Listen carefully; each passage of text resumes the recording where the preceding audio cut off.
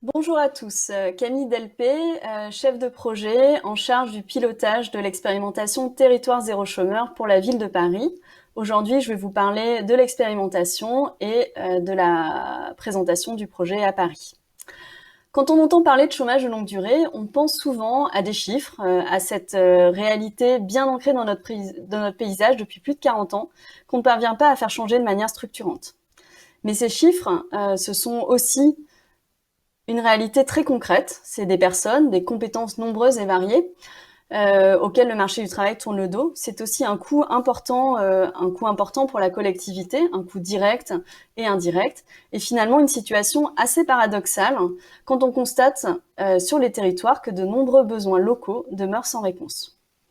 L'expérimentation Territoire zéro chômeur, elle part de ce paradoxe et elle propose de le dépasser par une approche territoriale innovante qui consiste à reconnaître et valoriser les savoir-faire des personnes durablement privées d'emploi d'un territoire pour développer des solutions en réponse aux enjeux locaux peu ou non couverts. L'idée, elle est simple.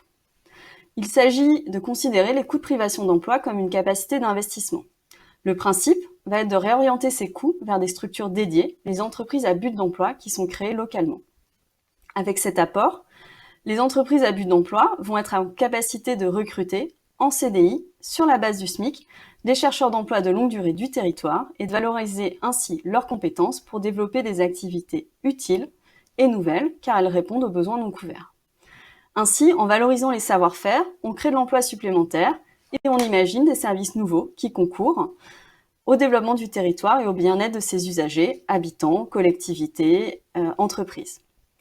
L'ambition, elle est importante puisque l'objectif, c'est de résorber le chômage de longue durée sur les territoires de projet. Ce qui permet de donner corps à cette ambition, c'est la coopération entre tous les acteurs d'un territoire. État, collectivités, entreprises, habitants, associations ou encore acteurs de l'emploi et de la formation. Cette coopération territoriale, elle est pensée pour impulser une démarche créatrice de valeur économique et sociale pour le territoire. Ainsi, pour le résumer, Territoire zéro chômeur, c'est un territoire qui s'organise pour bâtir le plein emploi et donner une place aux compétences de chacun. Ce qui a déclenché la mise en action et qui a permis de concrétiser ce projet qui a été imaginé par ATD Quart Monde, c'est d'abord une loi qui a été votée en février 2016 à l'unanimité des deux chambres, Assemblée nationale et Sénat. Cette loi, elle a donné lieu à un appel à candidature, à l'issue duquel 10 territoires ont été habilités pour expérimenter. Vous pouvez les voir représentés sur la carte ici. Ces territoires, c'est des ensembles de 5 à 10 000 habitants qui comptent entre 150 ou 400 chercheurs d'emploi de longue durée en fonction du territoire sur lequel on se situe. Et de fait, ça vous le réalisez en regardant la carte, derrière cette notion de territoire, il y a une réalité qui est extrêmement protéiforme. Ça peut aller du bassin d'emploi à bassin de vie en zone rurale, où les espaces de projet sont des espaces relativement vastes qui peuvent couvrir plusieurs communes, à des zones beaucoup plus restreintes, comme en milieu urbain dense, échelle à laquelle les projets se construisent au niveau des quartiers, comme c'est le cas à Paris. Aujourd'hui, sur 10 territoires qui déploient l'expérimentation depuis 2017, le bilan est 13 entreprises à but d'emploi créées et environ 850 personnes qui sont en CDI dans les entreprises à but d'emploi. Il faut souligner également que, en plus de ces 850 personnes en CDI, il y a aussi 200 autres personnes qui sont sorties durablement de la privation d'emploi, soit après un passage en EBE, soit avant même l'entrée en EBE, suite à leur mobilisation dans le cadre de la démarche. Je le rappelle, cette démarche, c'est une démarche qui se fonde sur la valorisation des compétences et des potentiels des personnes, et le fait de s'impliquer dans le projet permet aussi aux personnes de reprendre confiance en elles et de valoriser et de prendre conscience des compétences qu'elles ont à offrir. Et cette mise en dynamique suffit parfois à leur permettre de réintégrer le marché du travail. Soulignons enfin que ces 13 entreprises à but d'emploi, c'est bien évidemment beaucoup d'activités qui ont été développées. Majoritairement dans le champ de la cohésion sociale, de la lutte contre l'exclusion, la transition écologique ou encore l'économie de services aux entreprises. Le projet, c'est des perspectives aujourd'hui avec, vous le voyez sur la carte qui vous est présentée, de nombreuses collectivités, de nombreux territoires qui travaillent à la construction d'un projet territoire zéro chômeur. Aujourd'hui, il y a un peu plus de 150 territoires qui aimeraient pouvoir se lancer dans la démarche. Et c'est aussi un moment charnière qui a été passé fin décembre 2020 avec le vote d'une seconde loi d'expérimentation, à nouveau à l'unanimité des deux chambres. Cette seconde loi, elle permet la prolongation de l'expérimentation en cours sur les 10 premiers territoires et l'extension de l'expérimentation au minimum à 50 nouveaux territoires dans les 3 prochaines années. Maintenant, ce que je vous propose, c'est de zoomer sur l'expérimentation parisienne, qui est le projet dont je m'occupe. Le projet à Paris, il est conduit dans le quart sud-est du 13e arrondissement. Donc, vous pouvez voir la carte ici. Le sud-est du 13e arrondissement, et c'est un projet qui est mis en œuvre au profit des habitants des quartiers prioritaires Bédi-Boutroux et Houdinet-Chevaleret. Pour vous dire un mot de ce périmètre, comme vous le voyez sur la carte, le grand périmètre du sud-est du 13e arrondissement, c'est une zone particulièrement dynamique. Quatrième pôle d'affaires de Paris, un périmètre qui concentre de très nombreuses entreprises tertiaires, un grand pôle universitaire et également la Station F, le plus grand hôtel de start-up du monde.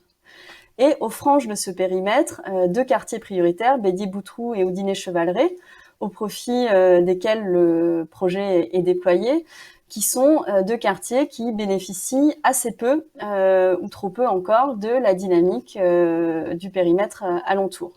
Pour vous donner quelques chiffres, ces deux quartiers, c'est 3600 habitants et des indicateurs de précarité qui sont inquiétants. 13% de chômage, soit 5 points au-dessus de la moyenne parisienne. Également, un peu plus de 300 chercheurs d'emploi de longue durée et quasiment 50% des ménages de la zone qui vivent sous le seuil des bas revenus. Cette réalité territoriale, elle donne sens au périmètre et surtout, elle renvoie à la manière dont la ville de Paris conçoit cette démarche expérimentale qui, au-delà d'être un projet de création d'emplois, est également un projet de développement économique, social et territorial qui permet d'agir sur la cohésion sociale et le désenclavement des quartiers.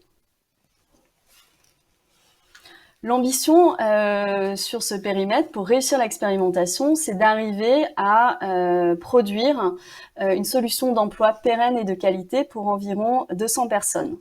Arriver à produire ces solutions, ça permettra de répondre à 60% du chômage de longue durée de la zone. Ce taux de 60%, ça correspond au taux de volontariat que l'on insère sur le territoire. Autrement dit, il y a 60% des personnes à qui on propose de construire leur retour à l'emploi dans le cadre de la démarche qui acceptent de s'y inscrire. Maintenant, parlons un petit peu des chiffres pour vous donner un bilan à date de là où on en est dans le 13e arrondissement. Aujourd'hui, 65% des personnes volontaires qui ont été volontaires dans le cadre de la démarche sont désormais dans une dynamique d'emploi et de formation, que ce soit dans le BE ou en dehors. Au niveau du territoire, 13 Avenir, l'entreprise à but d'emploi du territoire, compte aujourd'hui un effectif de 60 personnes. Et collectivement, l'objectif pour aller jusqu'au bout de l'expérimentation, c'est de produire encore 65 emplois supplémentaires sur la zone de projet. Soulignons enfin que pour les personnes qui sont en poste, la signature du CDI au sein de l'entreprise à but d'emploi 13 Avenir, ça a souvent représenté, c'est souvent le premier contrat stable auquel elles ont eu accès, et c'est surtout la fin d'une période de chômage de 4 ans en moyenne. Parlons maintenant des activités que 13 Avenir a pu développer dans le cadre de l'expérimentation, et peut-être au préalable rappeler qu'une entreprise à but d'emploi, ça doit véritablement être approché comme une plateforme de compétences et d'innovation au service du territoire. Les activités, elles sont variées à l'image de la diversité des compétences qui sont présentes. Mais pour le dire de manière schématique, en milieu urbain dense, disons que les gisements d'activités non couverts se situent beaucoup autour des enjeux qui accompagnent les mutations urbaines. Ainsi, 13 Avenir a développé une gamme de services aux habitants et de services de quartier en développant des activités et des services sur les enjeux liés à l'accompagnement du vieillissement, du bien vieillir à domicile, également de la lutte contre l'isolement et du renforcement du lien social, par exemple en concevant et animant des tiers-lieux sur le territoire. Et plus récemment, elle a également investi les créneaux de la lutte contre la précarité alimentaire avec l'émergence d'une offre de restauration solidaire et également l'enjeu de la lutte contre la fracture numérique. Il y a aussi au sein de 13 Avenir beaucoup d'activités qui ont été développées en lien avec la transition écologique. Citons par exemple la cyclo-livraison ou encore la collecte des tri et des déchets et de nombreuses activités autour du réemploi. On peut parler de la menuiserie qui produit du mobilier en bois de palette récupéré en circuit court dans le quartier, ou encore l'atelier couture qui revalorise différents tissus et textiles, également collectés en circuit court dans le quartier, et enfin des activités de réparation de vélos. Toutes ces activités, elles sont construites en coopération. Et ça, c'est vraiment le sens de l'expérimentation. Les activités, elles sont construites en collaboration avec les usagers, les utilisateurs des services pour coller au plus près des besoins qui sont recensés. Elles sont aussi construites en collaboration avec les acteurs économiques qui sont implantés sur le territoire et particulièrement les acteurs de l'économie sociale et solidaire.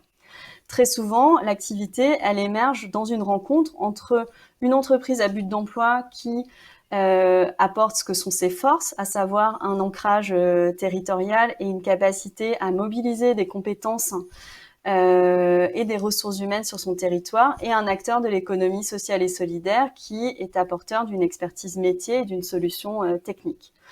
Le métier de l'EBE, ça va vraiment être de bâtir des solutions et de contribuer à apporter très souvent le bout de la solution qui manque pour pouvoir faire émerger des projets et permettre de les concrétiser sur le territoire. Ce que permet Territoire Zéro Chômeur, il faut bien avoir en tête que sur un projet comme celui-là, les impacts sont multiples. Déjà, il y a des impacts pour les personnes qui sont recrutées dans le cadre du projet, qui vont bien au-delà du simple accès à l'emploi. Citons également le fait que pour un territoire, le cadre expérimental joue vraiment un rôle de catalyseur pour pouvoir faire émerger des projets d'innovation sociale et territoriale. Et enfin, j'ai beaucoup insisté dessus, on est vraiment sur un projet de coopération entre des acteurs implantés sur un territoire et la construction de ces modes de coopération, ça permet de faire évoluer la manière de faire ensemble et de construire des projets ensemble. Pour conclure, je voudrais vous dire un mot des enjeux pour la suite. Parlons des enjeux pour l'expérimentation. Je vous le disais en introduction, l'expérimentation, elle est à l'orée de sa deuxième étape expérimentale avec, à partir de l'été 2021, un certain nombre des nouveaux territoires qui vont pouvoir se lancer dans le projet progressivement.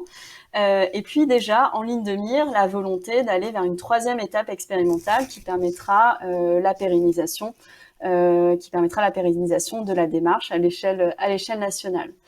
Et puis, pour parler de Paris, l'expérience dans le 13e arrondissement a réellement démontré toute la pertinence de cette expérimentation en quartier prioritaire.